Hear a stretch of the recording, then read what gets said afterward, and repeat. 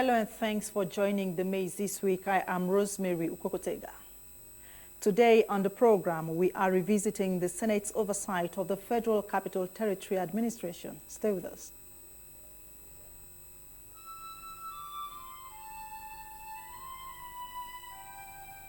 We are a nation blessed with people of diverse cultures, religions, languages, and opinions.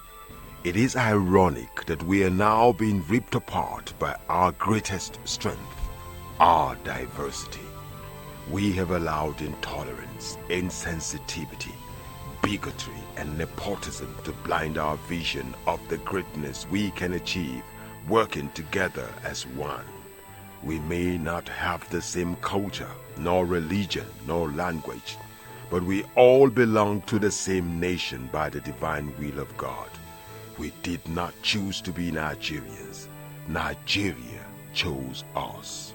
This nation is our divine heritage, and if we open our eyes, we will realize that what divides us pales in comparison to what unites us. And by the comparison and conciliation of our differences, we will grow until our differences disappear. Our unity cannot be willed by mere declarations, nor do we get unity by ignoring the questions that beg for answers. We must celebrate our diversity and debate our differences without fracturing our unity. Our strength is not in our numbers, but in our unity, because even the weak become strong when united. Nigeria unite. This message is brought to you by Abuja Broadcasting Corporation, owners and operators of ASO Radio 93.5 FM Abuja, ASO Television Star Times Channel 127, Free TV Channel 507, and UHF Channel 38.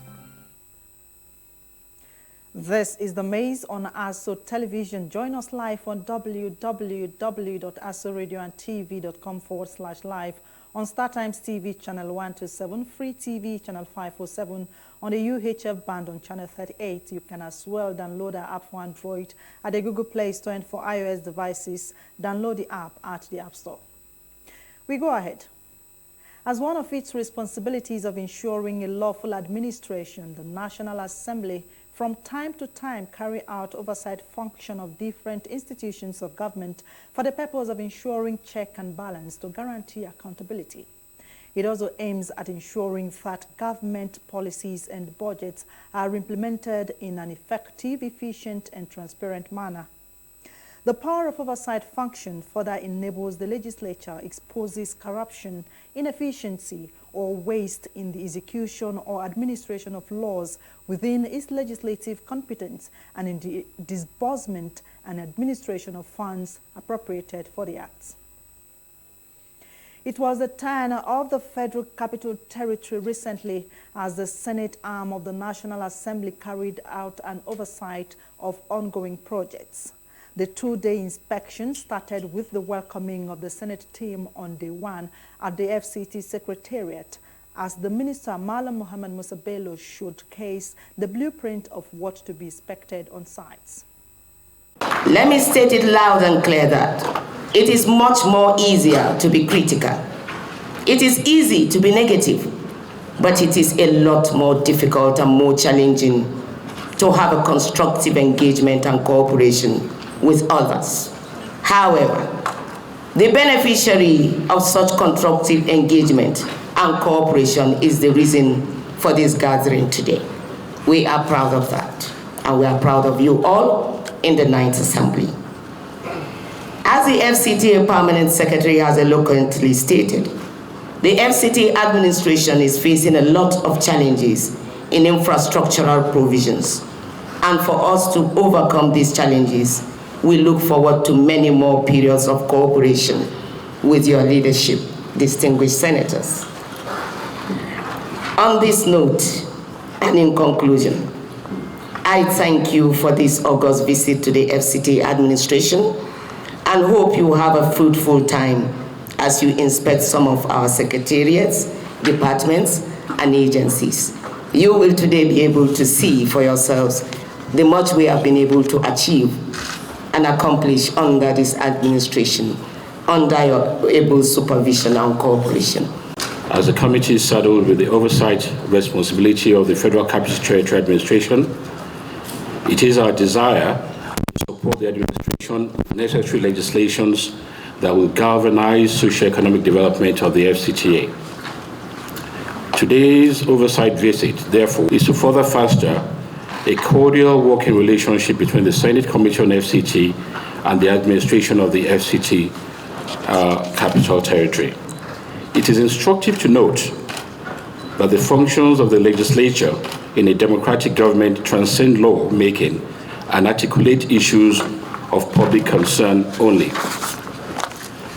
The legislature is also responsible for promoting accountability, especially through effective legislative oversight function, like what we are doing here today. Permit me to state that this oversight function is not for witch hunting. Rather, it is meant to ensure a prudent management of resources and good governance. And if I can digress a bit, one of the main reasons we've decided to also embark on this oversight visit today is that, as you're well aware, I'm sure by the time we come back for our recess, we are going to be going into the election season. The campaign is going to start. We are going to go into the budget season. And as we are coming towards the tail end of this administration, we felt it was necessary for us to see the projects that this administration has embarked upon, to identify what are the critical projects you hope to complete before the end of this administration, hopefully that the president will have an opportunity to commission before he leaves. And also for that to enable us to have a proper understanding of your budget when you present it to us, vis-a-vis the critical projects that you hope to complete before the end of this project. The Senate Committee on FCT is not unaware of the efforts of the FCT administration, led by the Honorable Minister, in addressing some of the challenges militating against the continued development of our nation's capital city.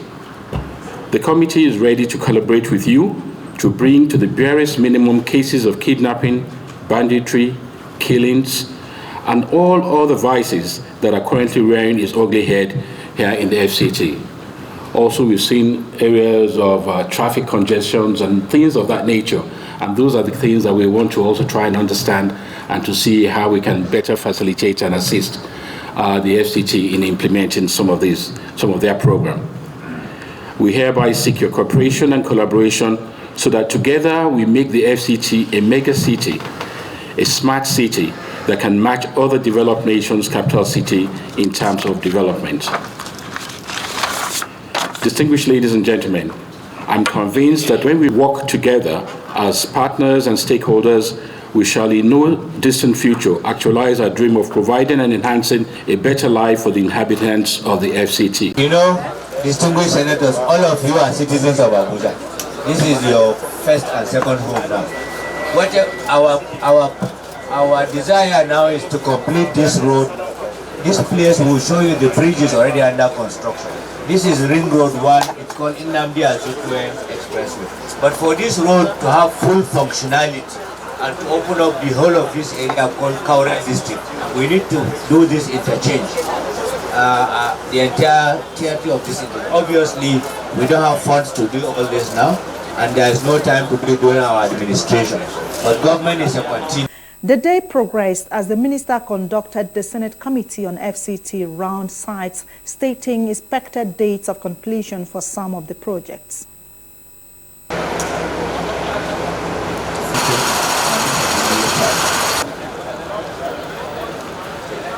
But the more exciting aspect of it is the vehicular traffic coming into the city from the southern part of the country that have no reason to be on that part of the city will just come on this road and then either veer to the right to Nasarawa State or continue and go to Kaduna State.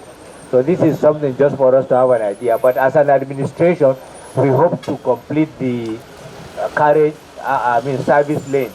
And normally most of these roads the construction starts with the service lane, then gradually the main carriageway will be done. So this I thought I should just share with you. Over the last few years, we've had a very supportive relationship from the National Assembly.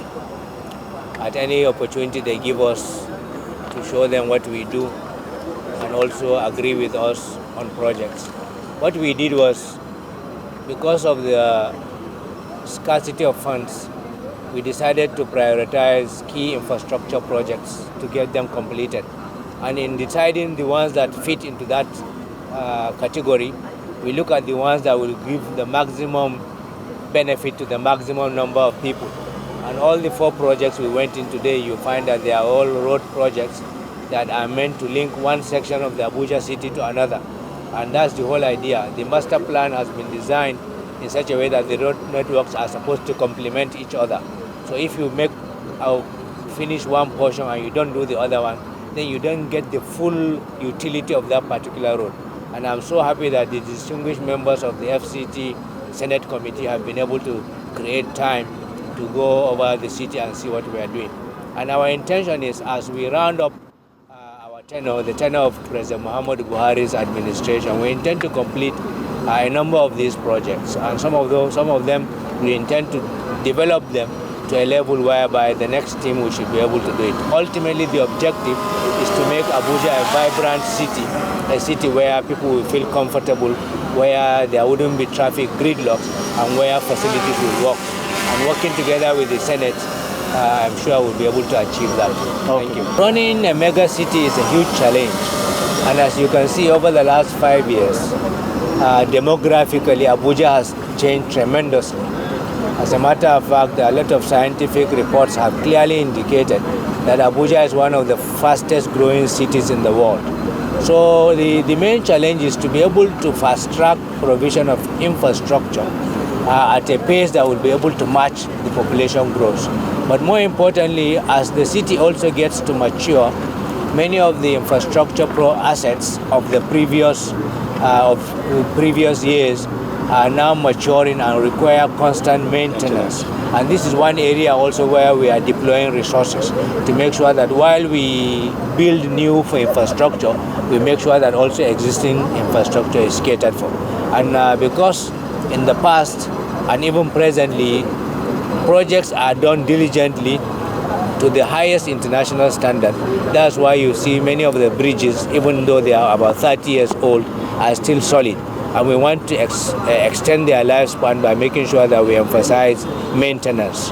While we continue to develop and construct, we are also going to maintain. What we've embarked upon today is to come and do an oversight tour of some of the projects they've been handling. As you know, part of our responsibility is to provide these oversight functions as part of other legislative duties. And what we've seen today has been quite impressive. We believe that in the twilight of this administration, in the next 10 months thereabout, it is important that we catalog all the projects that are being done, prioritize the ones that must be completed, that will be completed before the end of this term, so that we can also make sure that we provide the adequate funding and budget for it. Their budget is going to be forwarded to us very shortly, and it's important that we come and see the state of the work and the completion rate of the programs before we take them on. And like any other project, we make sure that all the projects that requires priority is given the due attention, just like any other project. We wait for the Honourable Minister and his team for them to present us with their budget. They will catalogue what their priority projects are, and that's why, as I said, once again, that's why we are here to see some of them beforehand. And based on that, we'll discuss with them, and then we'll see, based on what funding is available and what kind of revenue they've been able to generate, then we'll try and see how we can apportion those funding adequately for them to be able to complete their projects. The team ended day one of the inspection with sightseeing of some construction works at the National Assembly. On day two of the Oversight, Senate committee members were conducted round more sites still by the FCT Minister Malam Muhammad Musa Bello. First spot for the day were some intercity roads rehabilitation at the city center. You raised the issue of prioritization. So I want to just show you where we consider a priority. This 400-meter bridge is something we want to finish. We want to finish the bridge itself. The earthwork here will wait for a little bit. This is the other second bridge and this, as you can see, the pillars are almost about 50% of that has been done. We will try to finish this one. But the main area where we intend to concentrate is here. Because this of course is Nnamdi Azikiwe. This is the whole of Garki.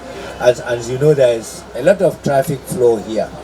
So what we are trying to do is to finish this bridge, which you will see it now. It's all the beams have already been fixed. So what remains is just to do the earthworks here. So we are hoping to see if we can finish these 4 interchanges, because there is no serious concrete work here. It's basically laterite, backfilling and everything, so that at least there will be functionality of this intersection with the main carriageway, so that at least there will be less problem at this particular intersection. This is something we think we should be able to deliver by May next year, including these 2 bridges. And then this portion, you will see that we've already opened 1 or 2 of the carriageways, and even the... But it will be blocked here. Yeah, yes. Yes, just like we showed you in the other one at Apo. So that's what's going to happen, but we will see what's possible. But it can be done in such a way that the bridge can still be used for circulation. This we will try to work on, and then we are working on this one. I think this is substantial. And then this one here is the area where you see the beauty of this road is parallel to the airport expressway. That's the airport expressway here. So it's here, so it decongest the area. And in between, you have this road here, which comes in from Apo. This called Oladipo Dia from Apo. And then you have this one. And then you have this one that comes in from, you call it this Ring Road 2. Yeah, but this is where all you have Sunnyvale and all these other estates. So once we are able to have these 3 major intersections, then it will ease the circulation around this area. And then we are working on this. And what we have realized is, when this road was initially built, the volume of water, especially runoff during rainy season, was not as high as that. So just with this climate change, while in some areas you find that volume of water reduces, in actual areas, especially some parts of Abuja, it has increased. Because the intensity of the rain sometimes comes within a short period of time, and you have a lot of flash floods. And the best solution is, at very high cost, we realized that we had to do really bridges. And like you mentioned to you, 1, 2, 3, 4, 5, 6, 7, 8, 9 bridges. You will see them there. So this is a project that it's not possible for us to complete 100% of the entire 10 kilometer during the life of this administration, but that portions that I explained to you, these portions, I think will be made functional before that time. The team proceeded to a landmark recreational site along Airport Road.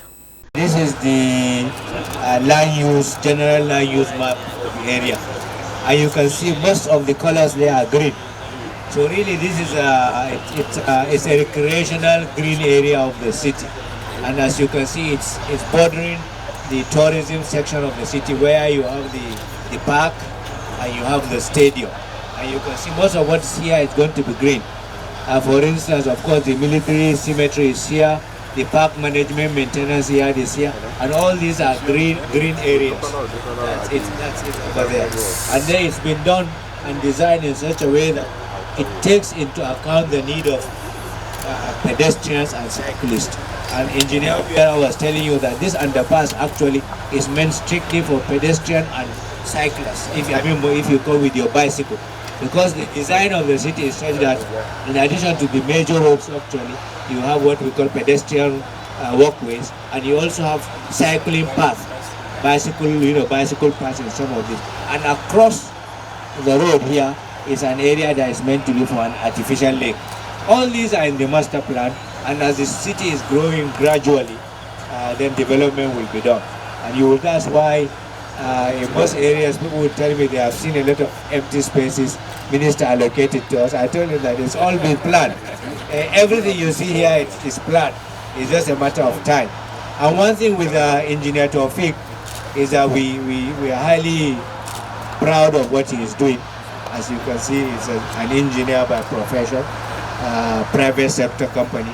But from the feedback I received from the FCTA, they are happy with his work. And this is the whole idea. We encourage indigenous companies to start at this level. Gradually, they develop. And in some of the major projects also, we have now started the concept of pairing them with international companies so that they work together. So this is what we are doing gradually. The next stopover was the Greater Abuja Water Supply Project. When Engineer Biora mentioned tanks, it's not the kind of tank you see over there. These tanks are massive concrete structures meant to last over 100 years. And in terms of diameter of the walls, how many feet? 1 meter. Concrete, 1 meter. Wow. And each tank has a capacity of 40,000 cubic meters of water. And the system of the city has been designed to have 10 tanks. All of them have not been completed, but the ones that have been completed are the ones he just mentioned. And as the city grows, the other tanks will be prepared. And the topography of the city is such that almost all the tanks except tank 4.1 in Asokoro are going to discharge water by gravity. Water will come there from Lower Osuma Dama by gravity into the tanks, and then to be discharged by gravity. The only area is Asokoro because of the higher elevation where we have to introduce some pumps. And the thing is, when he talks about a district, Maitama is a district, Garki is a district, Musa is a district. So he's talking about all these districts that are almost 31 districts. And so that shows you the enormity of the scale of this project. And that's why, like I mentioned to you in the past, we need to really fund this project in the current budget to fund the counterpart funding. Because without counterpart funding, we will not be able to get funding from China Exim Bank. And of the 91 kilometers of pipe that has been laid, this gives you an idea of what it is. How many, what is the depth? Yeah. This is how many meters? It varies from 2 to 5 meters. From 2 to 5 meters. 2 meters is taller than our chairman here. Yes. So that gives you an idea. 2 meters. It's up to 5. That's why on this ring road too, all the pipes have been laid. So any future road development will not affect it because you are not going to excavate up to that level. So that shows you the enormity of how it is. And all the corridor for the pipe, all the compensation that needs to be done except in 1 or 2 areas have already been done. And this gives you an idea of what the scale of this project is. For us, like the Deputy MD said, this is a legacy project for the city. And all of us we really feel proud that one day when this project is being mentioned, your committee and all the very hard-working engineers of the FCT and FCT, and of course our contractors will be mentioned. Thank you very much. So right now we are going to try our best to deliver this project in time and in high quality. This project, under the leadership of His Honor Minister, with the ES and the engineering department, and also with all the supporting and the helps from all the stakeholders, this project is going on well. There's a little bit small challenge for this project. You know, this project is financed by the China Exim Bank. So up to now, they have already paid 150 million from the China Exim Bank side. In this kind of project, there is always need counterpart fund. So this project, about more than 80% fund will be from China Exim Bank. Less than 20% will be provided by the government as counterpart fund. Up to now, we haven't received some counterpart fund, but still there's a big gap for the counterpart fund. Right now we have already submitted ICP number 4, which has been paid, and also counterpart fund also been paid. Number 5 already approved, by the ministry, but the compound fund is not available. As you know, Your Honorable, if the compound fund cannot prove the payment of compound fund, China Exim Bank will hold the payment. It will definitely affect the progress of the project. So you are distinguished. So I wish that with your leadership and help, this issue could be solved so we can hand over this project in time.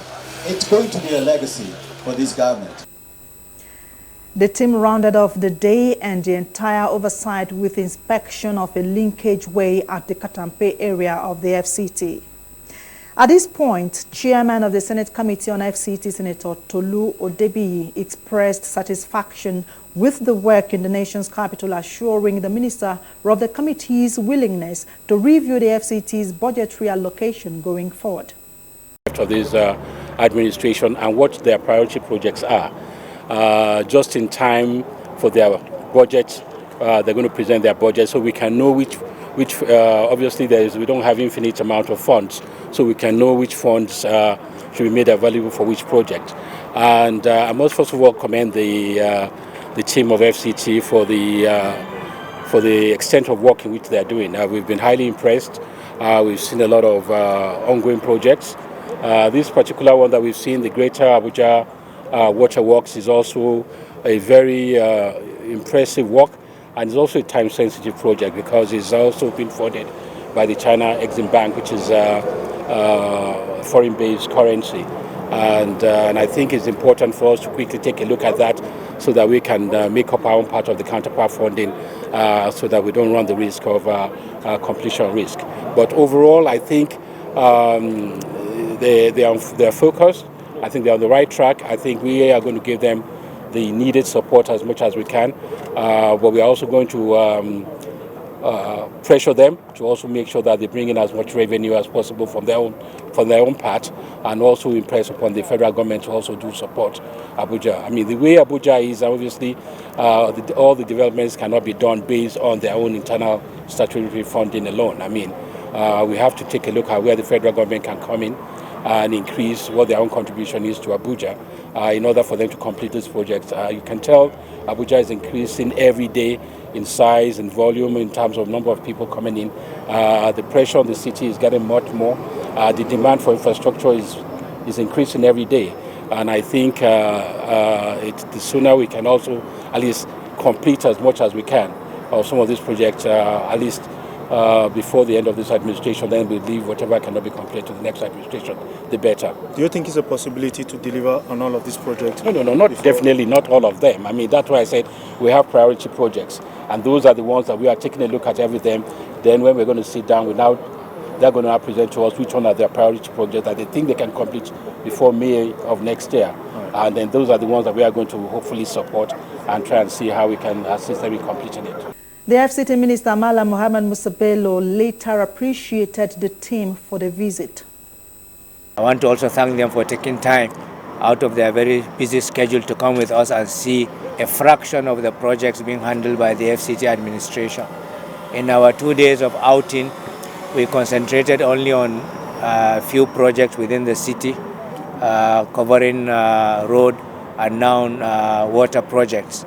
We have a number of projects on the satellite towns covering road, water and power projects, which at some point in the future, I hope we'll have an opportunity to show the members of the committee.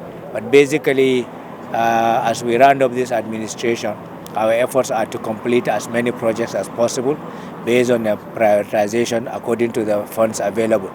But with the support of the committee, we are thinking of alternative sources of funding so that some of these critical projects that are time-bound will be completed within the stipulated period. It was indeed an all-broadening tour, cum inspection of facilities in the nation's capital by members of the Senate Committee on FCT. Now to some proceedings on the floor of the Green Chamber. The House has resolved to investigate alleged non-payment of pension and gratuities to retired federal civil servants for 9 months by the Pension Transitional Arrangement Directorate, PTAD. This is equal to a motion on the subject by Mr. Sergius Ogun from Edo State. Mr. Ogun reminded his colleagues of the constitutional mandate of investigating activities of any authority executing or administering laws made by the National Assembly and stressed the need to probe the allegations for the welfare of the retired officers. The House is cognizant that the failure of the Pension Transitional Arrangement Directorate, FCTA, to pay pensioners monthly pensions and gratuities based on technological glitches amounts to gross incompetence and ineffectiveness on the part of FCTA.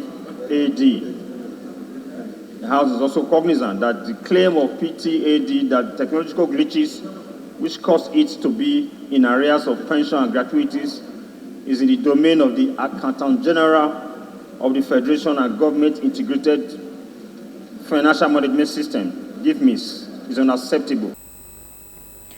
The House further resolved to invite the head of Civil Service of the Federation, Accountant General of the Federation, Director General of the National Pension Commission, and the Executive Secretary of the Pension Transitional Arrangement Directorate, PTAD, to appear before the Committees on Pension and Public Service Matters for questioning. This is as it mandated its committees on pension, public service matters, and legislative compliance to follow up on the resolutions and report back within 4 weeks for further legislative action.